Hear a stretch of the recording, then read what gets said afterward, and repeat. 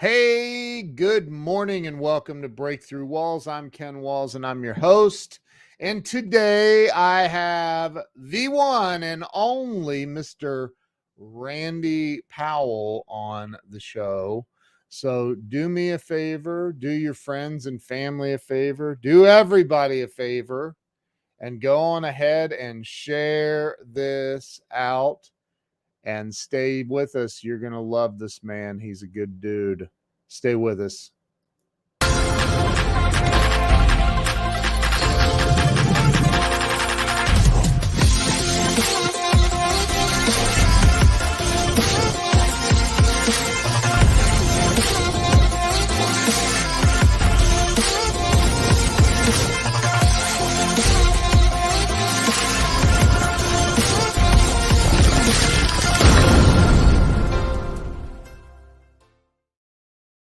And we are back. Let me bring Randy on the show. Randy, welcome to the show. Hey, thanks for having me. Thanks for having me, Ken. Dude, I'm watching you. I see a little thumbnail. You're doing the flight of the bumblebee in the background. So awesome, man. So Randy, I started this show a little over 4 years ago, and you know, it's literally about helping people get unstuck in life. And so look, we've all been through the stuff. We all get to go through the stuff, and life can be difficult at times. So let's talk to people about your story, and where it all started for you. Talk about where you were born and raised first. You know, Ken, I was actually born in Boston, Massachusetts. However, I don't remember much about Boston. We left. I was an Army brat, and we moved south into New Jersey. I don't know if you ever heard of it. Fort Dix, New Jersey. It's an Army training center, similar to the Pendleton Training Center out here in Southern California. Okay. Yeah. So it's a large Army base. And again, we grew up in a multicultural town outside of McGuire Air Force Base in Fort Dix, New Jersey. So that was my home. Okay. And so that's kind of, I was born there and ended up in South Jersey. So wait, you said you moved down to New Jersey? Well, is it down? Down from Boston. I mean, it's south of down. Yeah. Is Jersey south of Boston? Way south. Man, I have got to study my geography a little bit more, I reckon. I did not realize that. Wow. Yeah. So you were raised in Jersey then? Yeah, right outside of Philadelphia in a little town called Mount Holly, New Jersey. Wow. And you know what's interesting about Mount Holly, it was the county seat. And it's not far from Atlantic City, 55 miles to the coast and 20 miles to Philadelphia.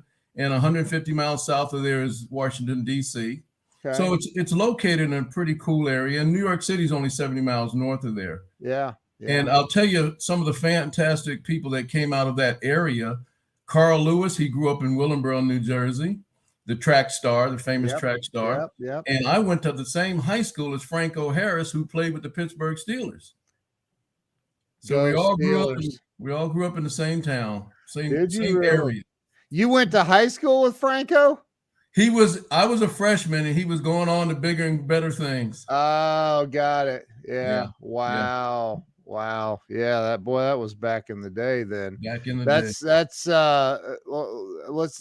Jersey, you've got, isn't Billy Joel from Jersey? Or I think he is. I think or John Bon Jovi is from Jersey, and a lot of Jersey boys out there. Yeah, I mean, really, you might as well say I'm part of Philly too, because absolutely. And that you got Will Smith, all kinds of stuff. That's crazy. Yeah. So growing up there, what was it like for you? You were an Army brat. So that means your father was in the military, I'm assuming. Yeah. What was that like for you? Did you get away with the stuff kids get away with today? Absolutely not. Absolutely not. In fact, a lot of that stuff, it just sticks with you. My mom was pretty heavy-handed, if you will, back in the day as well. And my mom and dad divorced. And then when that happened, of course, she carried on the tradition of, she had 3 boys she had to keep straight and on the straight and narrow, as they say. Yeah. So she was a strong, independent woman herself. And so was my grandmother. And we were raised to respect each and every person and treat people as we wanted to be treated. And it worked out well for all 3 of us. The sad part of that is my oldest brother was 21 when he passed away. I was 14. Oh, Lord. And so that particular day when I found that out, my mom happened to be dating a guy who was a flight engineer in the Air Force at that time. And he's the gentleman that I really looked up to him. He was a great guy, gave us a lot of guidance. And he's the one that actually shared with me and brought me into the car and sat me down and said, today you're going to have to become the man of the house, and told me about my oldest brother passing away. And my oldest brother was my best friend at that time. Oh, man. So I grew up kind of fast and very protective over my younger brother back in that day. But as life goes on, we push through these challenges and we grow through them, right? What do you mind me asking what happened? How did Kenny, his name was Kenny, and again, he was a bookworm. He was a guy who would do nothing but study. He was a really genuinely nice guy. Yeah. And I looked up to him. And what happened was he was in on the computer age, the digital age early on. He went to this school called the RCA Technical Institute in Cherry Hill, New Jersey. Okay. And studied digital technology and went to work for digital computers. I don't know if you remember them. They were early in the day when the computers came down to a very small box. Yeah. And he was working in New York City. He was about ready to get married, actually. And he was doing really well. He came to my 8th grade graduation, and he had a pair of shoes that were really cool looking shoes. And the thing that I remember about one of the lessons my brother always taught was to never promise something if you didn't plan on keeping your promise. And he had promised he'd send me this pair of shoes, and the shoes never came. And I thought it was kind of strange. But this particular day, I was coming home with some friends from the mall, and these cars were all around the house. And I thought, okay, something's going on. But of course, I never dreamed that they would eventually tell me that my brother had passed away. But he passed away very quickly from a brain hemorrhage. Oh, man. So he came home to his girlfriend's house. He said he had a horrible headache. He laid down. She went to get him some aspirin. Back in those days, everything was aspirin, right? It was a cure-all.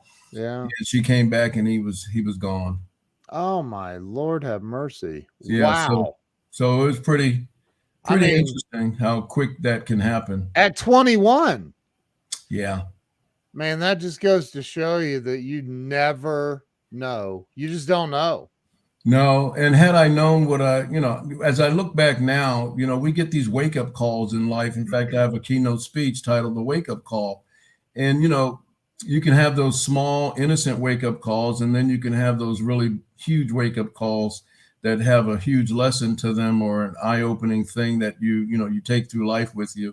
Yeah. And I would call that one of the wake up calls, even though I didn't know. I was too young to know at 14. Right. But right. The wake up call, the lesson from that is I remember my brother, never make a promise that you don't intend to keep, because be a man of your word, and people will respect that. And I understood why the shoes never came, and that stuck in my head.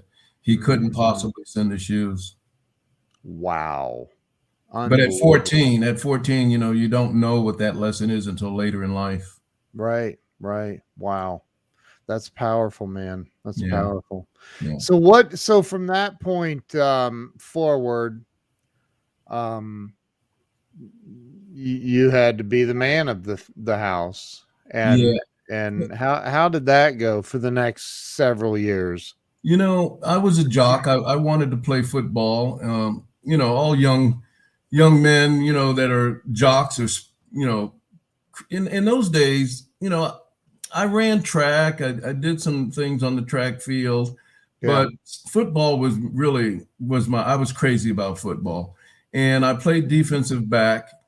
And the school we went to had a great wrestling team, a great basketball team, a great track team. The sports program was just phenomenal. But I got hurt in my 3rd year, And so that kind of threw that to the wayside, so to speak. Yeah. But being the man of the house, taking care of my mother, she worked 2 jobs, and it was just one of those things where you did everything you could do to keep the house going, from cooking to cleaning to taking care of my brother and looking out for him and trying to be some sense of normalcy, having some Yeah. sense of normalcy. And he was young, so the good news is he didn't suffer some of the pain, you know. But I don't even know to this day that he truly has too many memories at all. Of your brother. Yeah. Did you I mean, I feel like I'm asking rhetorical questions, but did you how do I put this? Did you watch your mom and or your dad? I don't know if your dad was around still or not, but did you watch them? Did you watch it have a really strong and bad impact on them? I can't even imagine. Yeah, I'm not sure the impact that it had on my dad. You know, he obviously he was at the funeral. They were divorced at the time. Yeah, right. He was there for the funeral. There was some positive and some negative around him coming to the funeral, as I recall. And I recall being very, very hurt. He was working for the EPA. He had got out of the military, and he was working for the EPA. And at the time, he gave me his business card, and he said to me, "If you ever need anything, give me a call." Well, that kind of struck me as very, very strange and hurtful. But in terms of my mom, you know, I really just stayed really close with my mom. We had a very, very close relationship up until when she passed away. And I think that being that I was so close to her, I learned a lot from the female perspective, and I learned a lot about being sensitive to other people and really developing that caring relationship with people. One of the things that my mom did, and we didn't grow up wealthy at all. We weren't poor. We never wanted anything. My mom made sure of that. But we weren't, you know, my mom bought her first house for $15,000 on the other side of town in a better neighborhood. And she worked really hard to buy that home. It was 3 floors. The 3rd floor had an apartment, and she rented that out. And like I said, we never really wanted for anything. We had everything we needed, but we weren't anywhere close to being well off or wealthy or anything like that.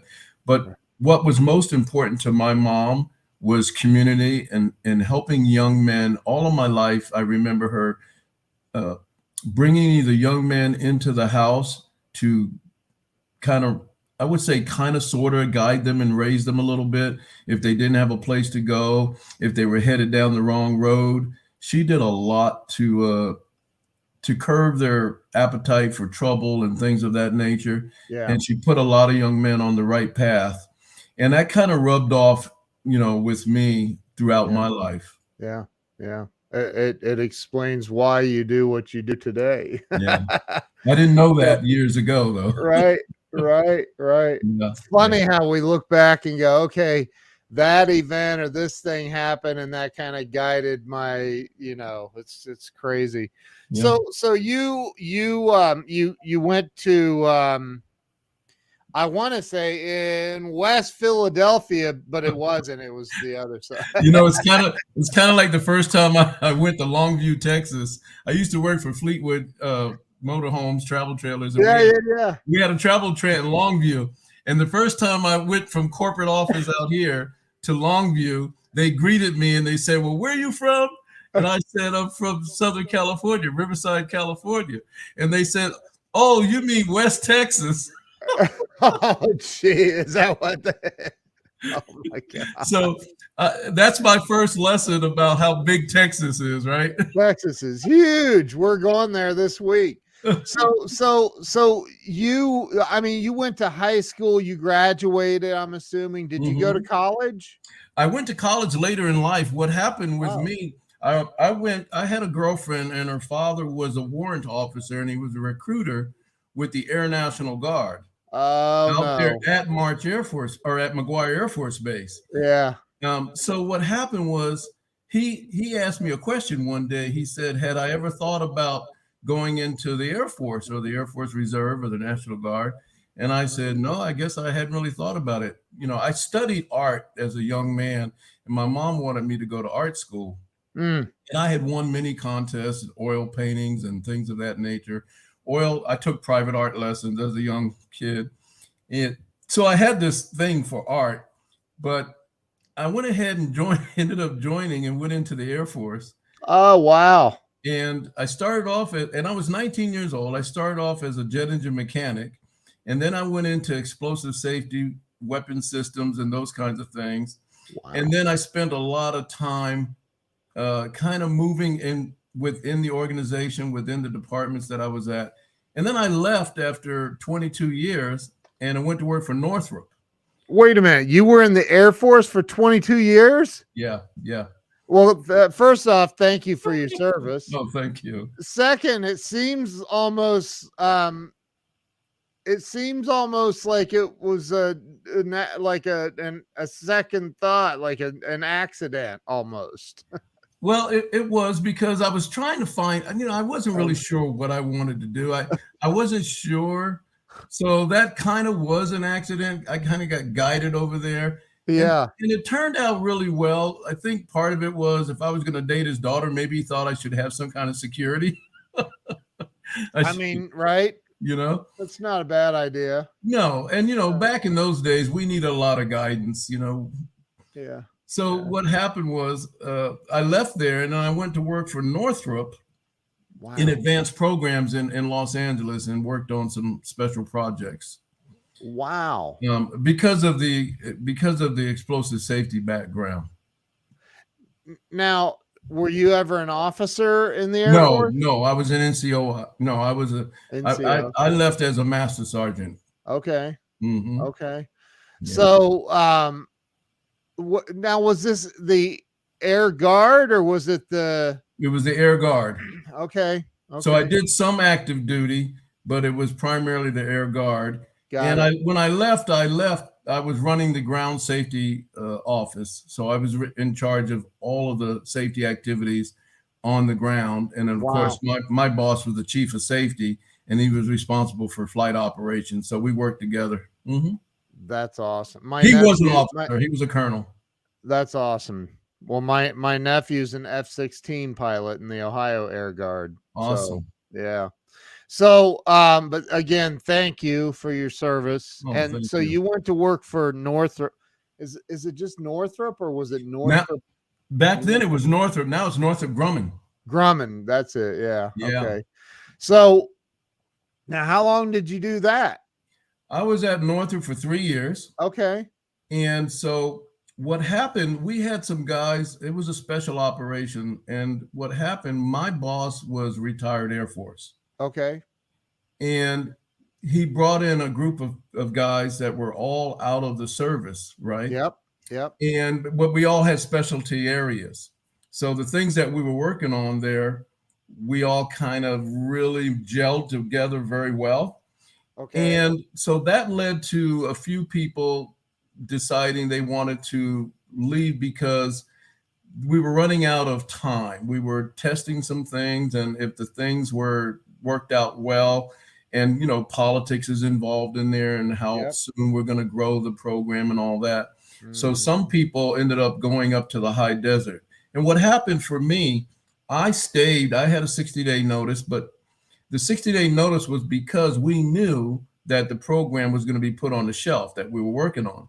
Yeah. Well, they were doing some things up in the B2 division up in the high desert.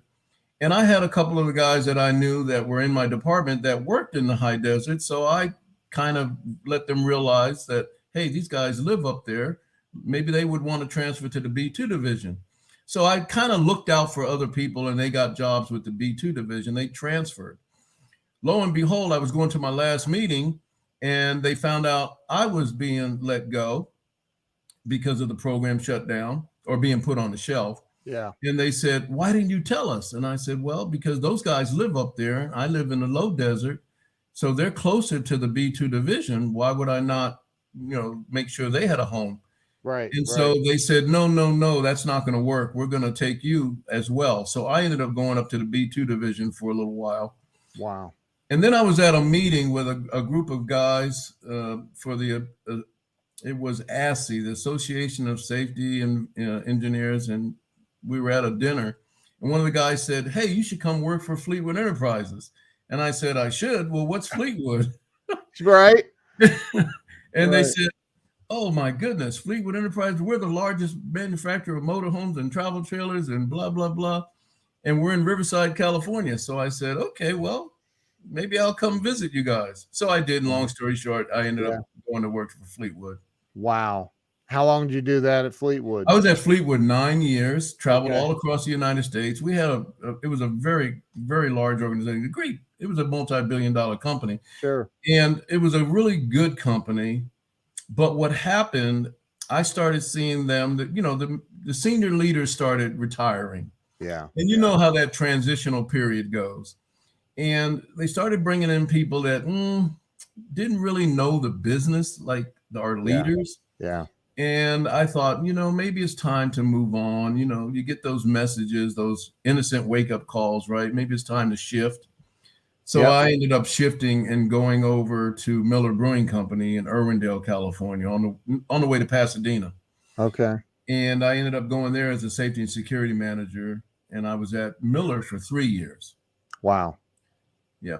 Wow. And that was a crazy experience. It's, we say it's just beer, but it was a large operation. It's 24/7.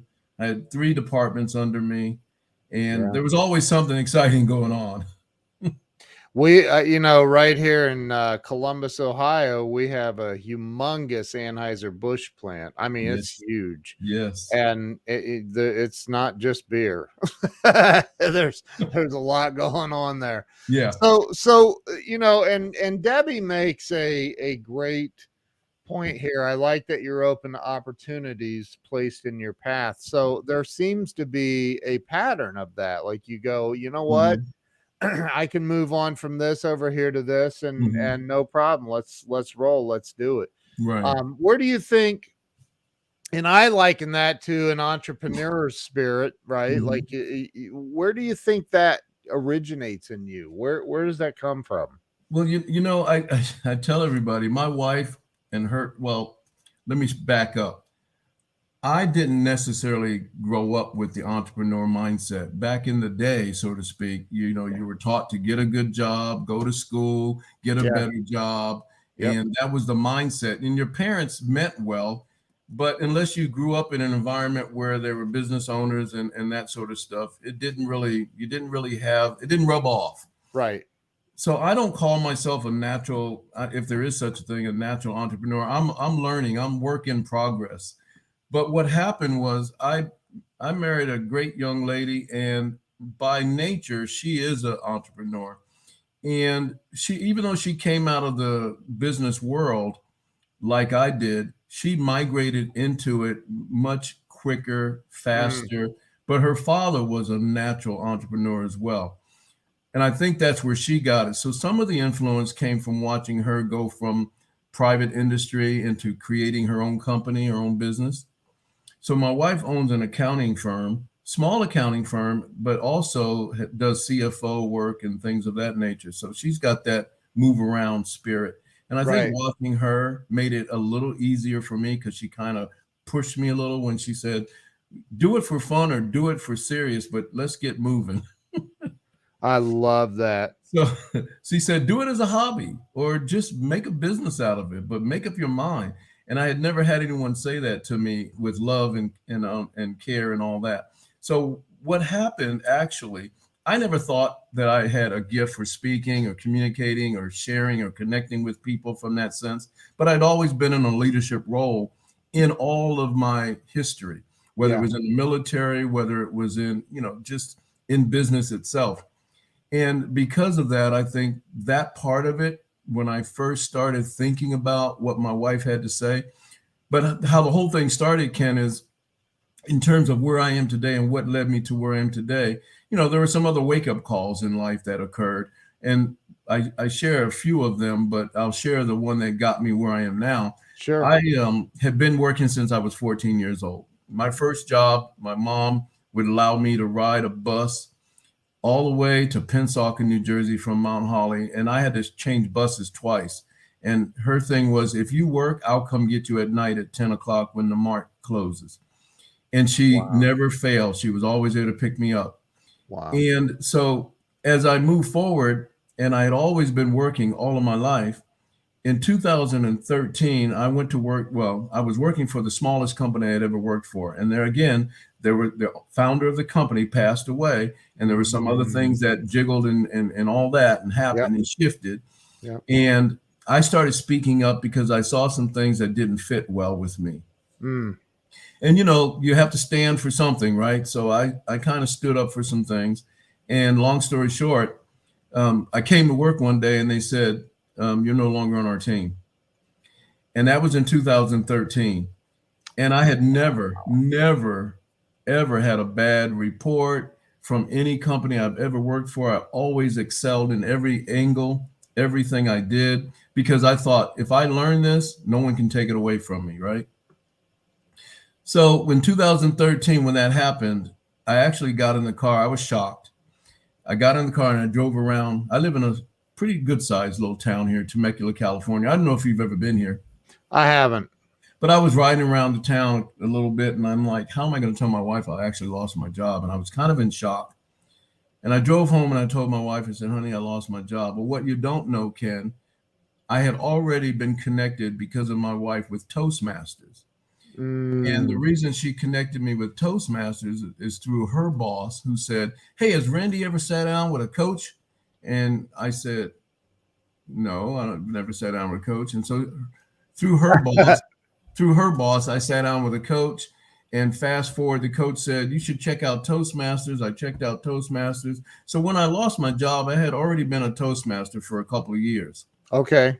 And inside of Toastmasters, you know, I was trying to figure out my way. It was interesting. I liked it, but I never saw myself as a speaker.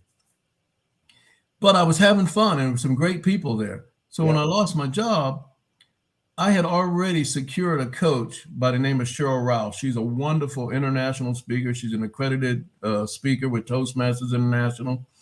And she was in San Diego at the time. She's now relocated to upstate New York. But anyhow, Cheryl had sat down with me when she first started coaching me. And she said, don't give up your day job until you figure out speaking and you're actually getting paid for it. And I said, okay. So in 2013, I had to sit down with her in San Diego with my wife and let her know that I lost my job. Wow. And she said, great, you've just been freed up to do what you're supposed to do. Well, at the time, I wasn't feeling that, you know. No, right, yeah. And I looked at my wife. I looked at my wife, and she looked at me, and I'm like, I know I got this look like, what is Cheryl talking about? So we drove home talking about it and everything. We had a nice lunch with Cheryl, and she said, Randy, just go back, look at everything you've done, put it all together, and think about where you're going next. But you got to go back in time and look at where you've traveled, the road you've traveled. Yeah.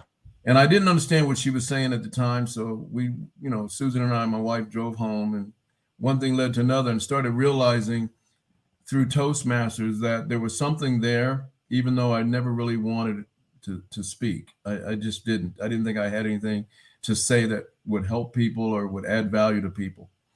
But I wrote a family prayer, Ken, and my family, a lot of my family's in Ohio. A lot of my family, my brother lives in Columbus, Ohio, runs a tech company that he started from scratch. Yeah, you know that's where I am, right? I do. Okay. So his company is Brown Enterprises, and his name is George Brown. And my mother was married twice, so that's where the Brown comes from. My last name's Powell. And but a lot of my family's in Toledo, Chicago, all in the Midwest. Wow. Yeah. And so what happened was I wrote a family prayer, and I wrote it in one night. And then we went to the reunion, and people were standing up on chairs and all that. And on the way home, we're on the plane, and my wife says, that's what you're supposed to be doing. And I said, what? She said, you're supposed to be speaking to people. And I said, you're crazy. That's not going to happen. It was just a family prayer. And, right. And so she said, I'm telling you, sweetheart, that's what you're supposed to be doing. So, you know, I did like most good husbands, as I say on stage, and I ignored her for 2 years.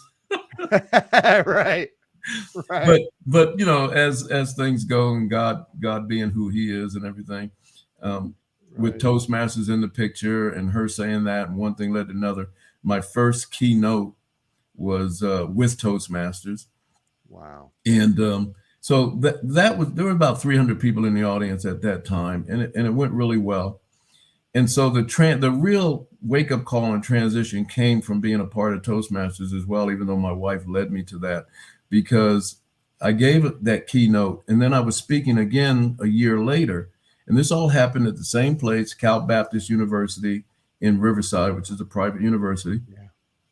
A lady came up to me. They were taking the microphones off of me, and I was in the back of the room, and people were breaking out, going to the breakout rooms. Yeah. And a lady came up to me. She said, "Randy, you don't know me."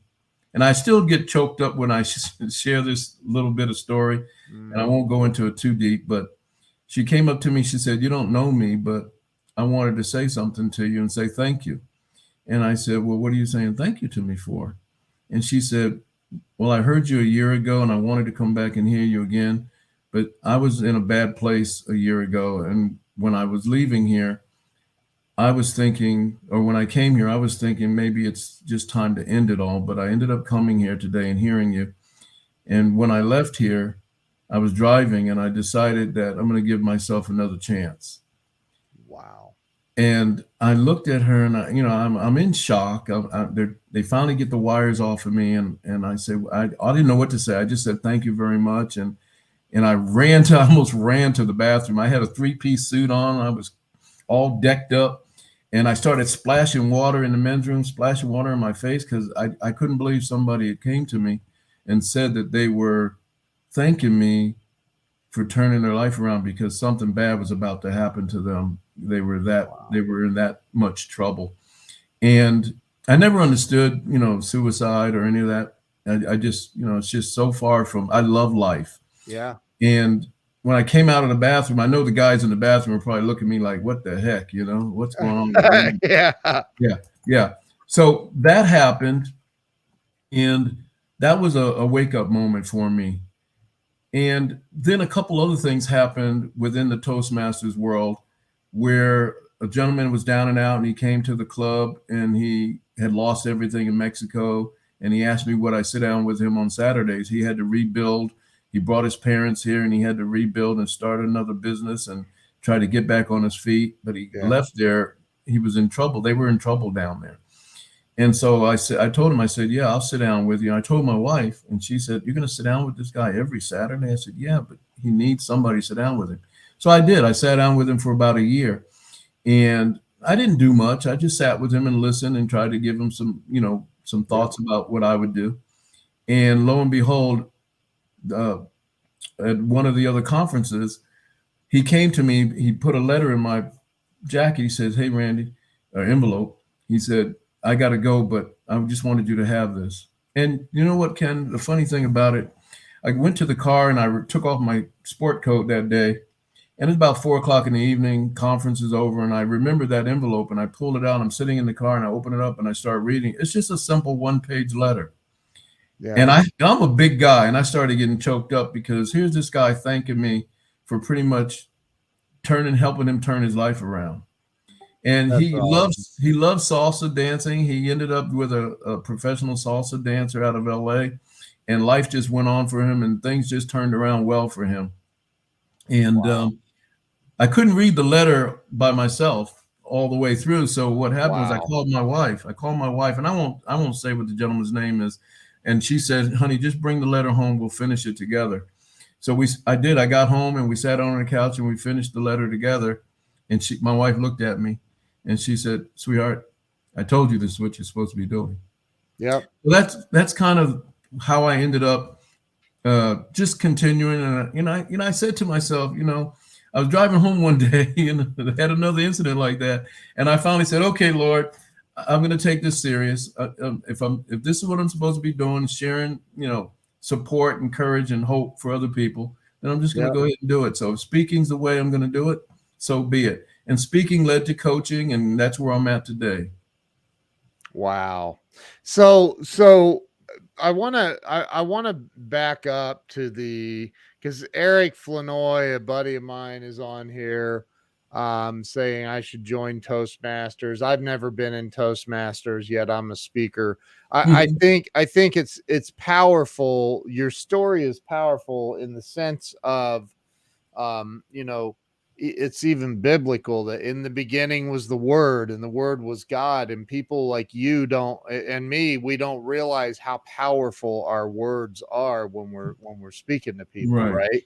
But Very much. we literally are everybody, I believe everybody, not everybody uses it, but I believe everybody on this planet is given the ability to shape and help form the future for anybody, for Yeah. just by the words that we breathe or speak into them.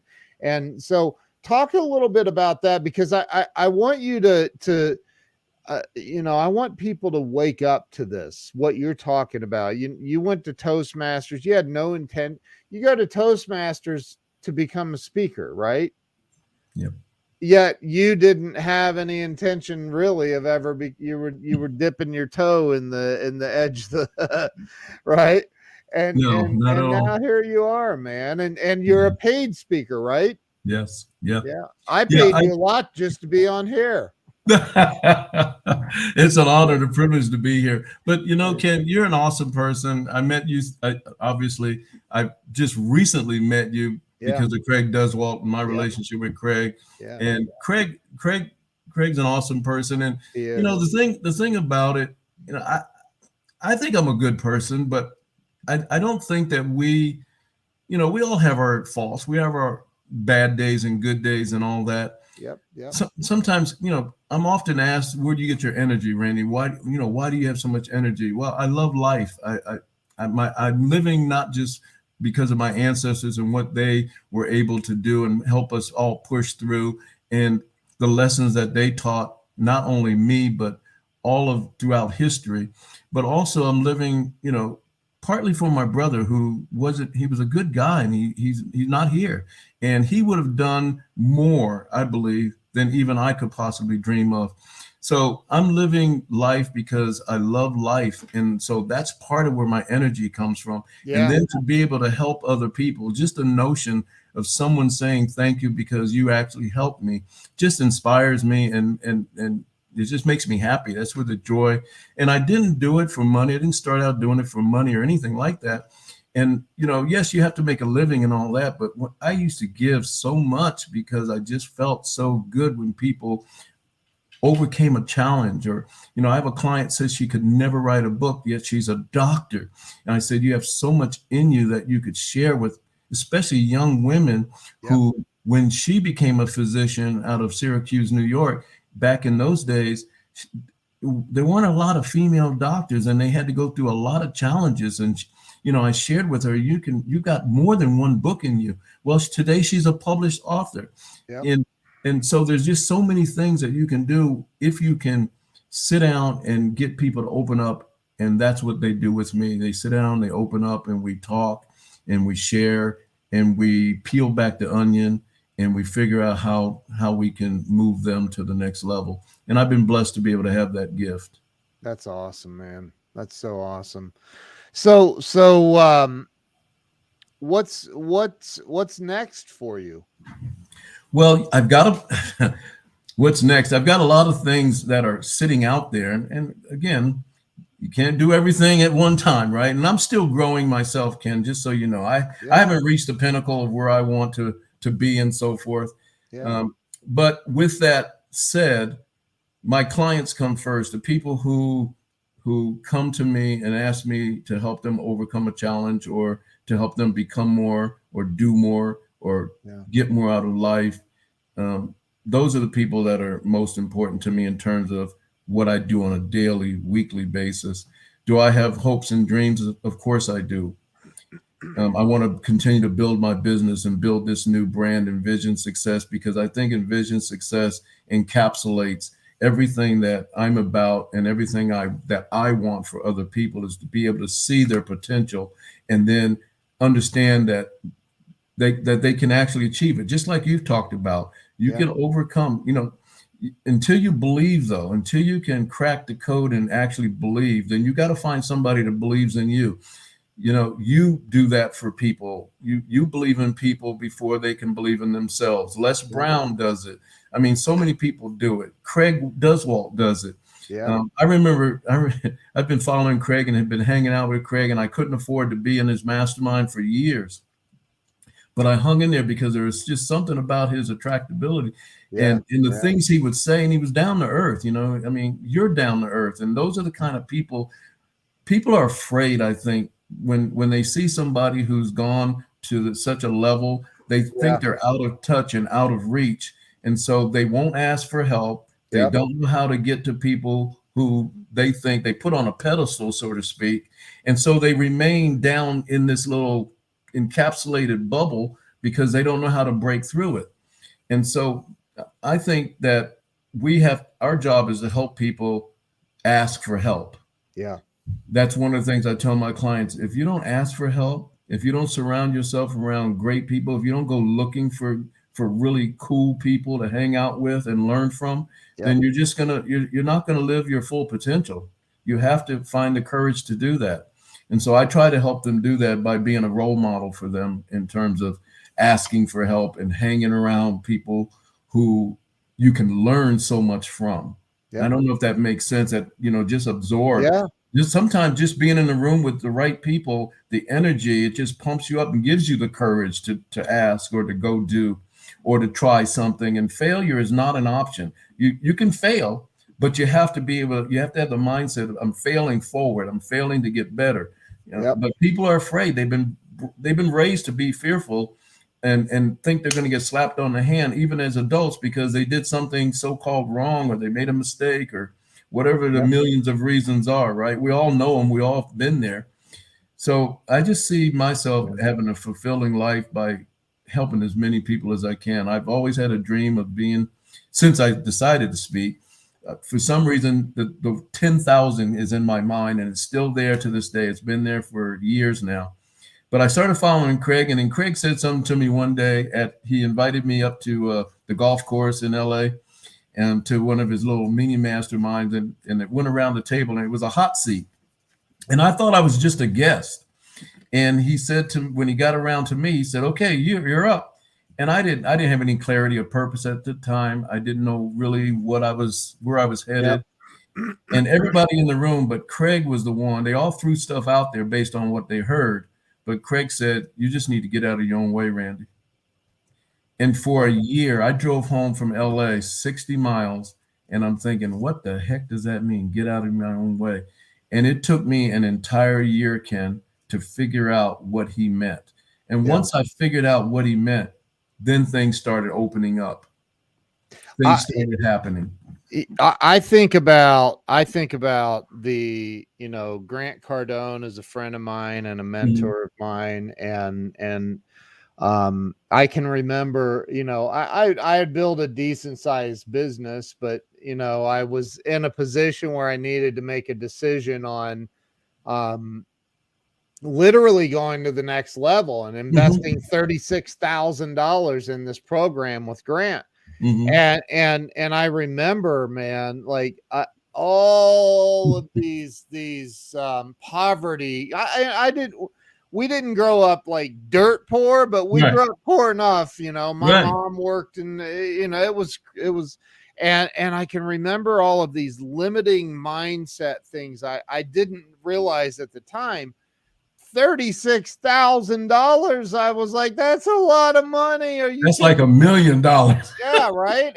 And so you know, I see people with a lack mentality that are stuck in a poverty mindset of, well, I can't but I've learned this, that by investing, and I've invested a heck of a lot more than that with Grant now and many other people, but by investing in yourself, and it literally gives you the ability to provide your clients with better service and everything else, right? So I've been there, man. I've been in that position where you're like, oh man, I gotta but you realize, like, if I'm ever going to get to that next level that I really want to get to, then I've got to take that leap of faith in myself and God and everything else. So, let me ask you a question. Mm-hmm. What do you think, in your opinion? Now, the number one answer to this is fear, so you have to do better. Okay. But what do you think holds people back in life from achieving two things? Number one, real financial success. And number two, and I do think these two things are related, happiness and freedom in life. Like, what, look, because I know this, I've been homeless and broke, and that was no fun. And I've been wealthy, and that's way better. Mm-hmm. So I do know that, being financially stable and financially successful can have an impact on one's happiness. It's not that it's, I love people who go, money's not everything. And I love what Grant says. Well, you're broke, aren't you? So, like, what do you think stops people, holds them back in life, man? What's the number one thing in your opinion? Well, I don't know if it's the number one thing, but I'll sure try to get really close. First of all, I agree with you. The money mindset thing. We're not all raised with the understanding of the type of mindset you have to have or you should have, and we don't understand what we can do with money if we actually have money. That's Right. number one. So I think, but prior to that, I think what holds a lot of people up from success or taking a risk is they haven't dealt with their gremlins. And I talk about that a lot in my blueprint for success.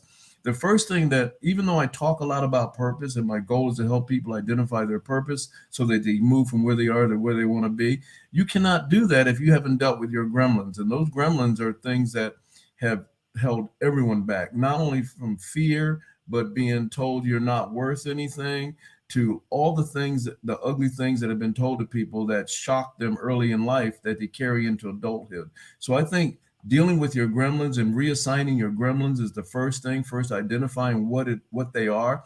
One man said to me, one client said his procrastination is his biggest problem. Well, it's not procrastination. It's the anxiety that he's built around certain things that causes him to procrastinate. So Right. that's the same thing as someone saying, well, I have a fear of heights. Well, is it really the fear of heights or is it something else? So I think dealing with the gremlins is number one. And then number two, in terms of the money mindset, understanding that freedom and happiness are connected to being able to help yourself financially and take care of other people and do things that you wouldn't be able to do if you had the finances. If you don't have the finances to help other people, then how are you going to ever reach that pinnacle where you're really, truly enjoying life? So I think it's a little bit of both of those two things, understanding the finance. We're not taught financial literacy. We're not really taught the secrets to wealth and how to create wealth. So what happens is a lot of people start out really late. They might get a clue later in life, but now they're up against the clock because many people who were brought up in an environment where their fathers or mothers were together, and they were business people and they had the money mindset right and they had the financial literacy right and they understood. And we don't teach it in school. We don't teach the right things in school about finances and how to create wealth. And why isn't that stuff taught in school? Well, if it was taught in school, then you'd have a lot less laborers and a lot more people becoming creators of something. Because, Thank you. So School's a trap, y'all. Well, we need it, but we also have to watch it too. I'll tell you something, man. I'm a high school dropout. I left in 12th grade and I never looked back. I never got a GED because I thought that's an admission of failure. I'm not doing it. But I remember when I had Brian Tracy on the show, because 30 years ago, I started listening to Brian Tracy when I realized I'm an idiot. I need to educate myself. Like, I need to take responsibility and start reading books and so Brian Tracy, I'll never forget back in 30 years ago or so when he said he was a high school dropout. And I was like, no, that's amazing. Yes. I finally felt like there was hope for my life. Right. So, I And think that it's about it's applying yourself, man. It's about going, I'm going to take responsibility for my education. I'm going to read the books. I'm going to do the work. Yep, absolutely. And I did, like you said earlier, you asked me about college.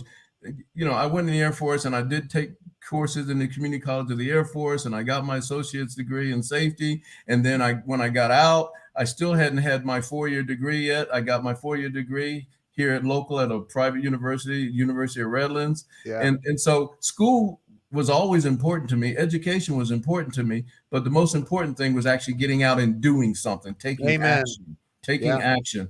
And it just so happens that entrepreneurial stuff wasn't in my mindset at that time. Now it's all I think about. Yep. And all I think about is creating value and creating, this thing called wealth. Now, wealth in my mindset is going to be a little different than somebody like you who's done it for a long time. So I'm inching my way towards that, but I absolutely believe you can't help the world if you don't have anything to help them with. I say that all the time, man. Like you can't, like you ain't helping nobody if you're broke. Abraham Lincoln said the best way to help the poor is to not be one of them. That's right. That's right. Dude, you can't, I love that, man. And my mom used to always say, you can't worry about somebody. We had a big backyard. We did have a lot of grass, and I had to cut that grass all the time. And she would say, you can't worry about other people's yard until your yard is mowed nice and clean too. Amen. It's the same kind of mindset, right? It's the truth. Yeah. If somebody back, years ago, my wife and I started our first office and had some employees, and this dude that worked for me comes in my office one day, and he's a big old boy, and he says, hey man, there's some dude out in the parking lot looking in the windows of your SUV, and I'm on a call, and I'm like, dude, tell him get the hell out. Why? Mm-hmm. You're bigger than me. Get rid of him, right? Like, and he's like, he's got it blocked with a tow truck. Oh, and yeah. It's like oh no. Mm-hmm. Everybody was getting paid except for us. Yeah. And I remember that day, man, feeling like this is as low can be. Like this, life can't get any worse than this. If somebody called you and said, Randy, I've tried everything, man. I'm doing everything. I'm working hard. I'm doing all the stuff, and I just can't figure it out. I'm at the end of my rope. What would you say to them? What words of encouragement would you give them to help them get through this temporary thing? We know it's temporary, but I mean, dude, suicide rates skyrocketed when they locked everybody down and globally, not just here in the US, but globally. Yeah. What do you say to people to help them get through the tough times and get on to the next? It's interesting you asked that question, because first of all, if they're within distance where I can get to them, I'd actually want to sit down with them face to face. There's something about sitting down with people face to face and looking into their eyes and really hearing what they're saying and empathizing with them. Yeah. But one of the things I would say is, if this is a transitional time for you, maybe right now is the time to ask yourself the 3 most important questions, the questions that I asked myself when my coach said, you need to go back in time and figure out what it was all about, what you've done, your history, so that you can move forward. So I had to ask myself, and I share this a lot with my clients. Question number 1, who am I? Who am I? Question number 2, why am I here? Why am I here? And question number 3, what am I supposed to be doing with this life that's been given to me at this point in my life? What am I supposed to be doing with this life that's been given to me? Because we only have so much time, and we don't know how much time we have been given. And I had a near-death experience with asthma in the 90s. Wow. And that was a wake-up call for me. And the good news is I was close to the hospital, Loma Linda Medical University. I only lived 2 miles from there when it happened. I share this in my keynote. Wow.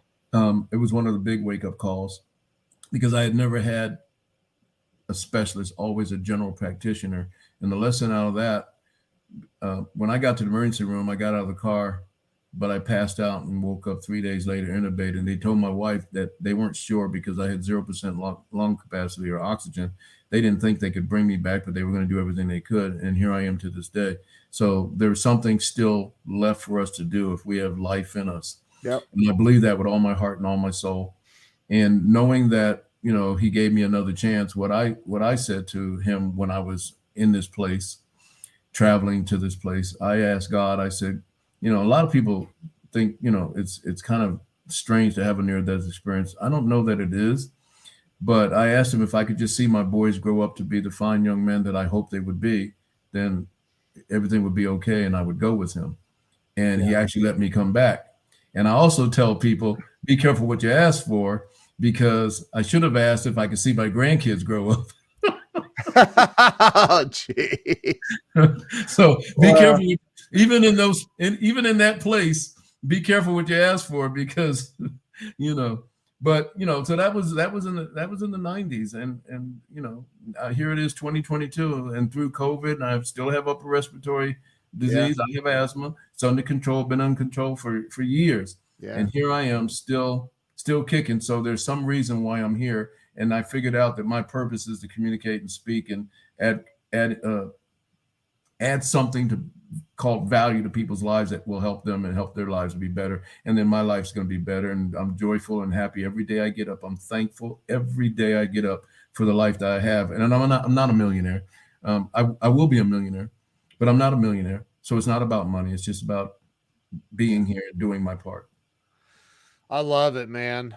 I love it. And I think, you know, you mentioned getting around the right people, and proximity is so important, man, who you're hanging out with. So, I mean, beyond important, and who you're learning from. And dude, you're awesome. When we met down at Craig's event, I just felt your energy, and I was like, you got to be on my show, man. Well, I certainly appreciate it. You're awesome. And I really do appreciate it. And like I said, you're the real deal. Craig's the real deal, down to earth, and just willing to help people move to the next level. And I certainly want to be around you, be in your auspice.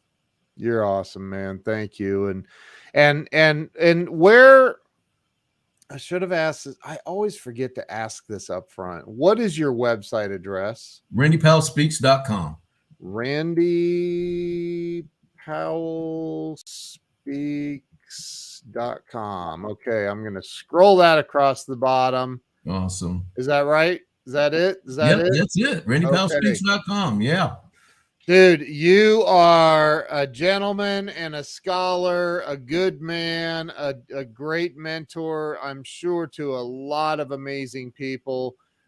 Eric Flanoy, go join Toastmasters, my brother. Today, go do it, man. You know, I do love the, you know, people are like, I don't know how to speak. I don't know. And go to Toastmasters. That's where you can learn. And remember to be yourself. No matter what, whenever you're communicating, just be yourself. You know, they'll teach you the technical stuff, but if you live to connect with other people emotionally, that's where it's all at. And I love the fact that people have told me that in Toastmasters, they count your ums and your uhs. And I'm like, dude, they don't want to count mine, man. They can't add that high. It's just part of the training process. You don't have to worry about it. I know, man. I love it though. I'm like, I say and I know I do. And we all do. I still do it. I've been a Toastmaster for 10 years. I love it, man.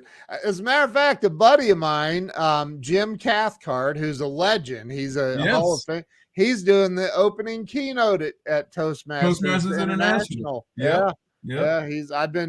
We've been talking about, you know, some of the, anyway, I can't go into details on some of that, but that's awesome, man. Yeah. So Allison Turner says, I definitely recommend Toastmasters. It helped me so much. So that's awesome. Yeah. That is so awesome. So Randy Powell, you, my friend, are a rock star. I'm going to end the live stream. Thank you for being here today and sharing your heart and your soul and your story. Everybody, make sure you go to RandyPowellSpeaks.com. Follow this guy. You're on social media, I'm assuming. Go follow Randy everywhere. Are we friends on Facebook? I hope so. If not, we'll have to do that. I mean, come on, man. Come on. So, yes. So, Roz says Randy will give a mastermind session on September 21st at Entrepreneur Toastmasters meeting, 7 a.m. Pacific time. Wow. Yep. Okay. Yep. Right on. It's going to be fun. Right on. All right, everybody go over to Randy Powell Speaks. Follow Randy everywhere. And hey, man, thank you again. I appreciate you being here. Thank you. All right. See you guys later. Have a great day.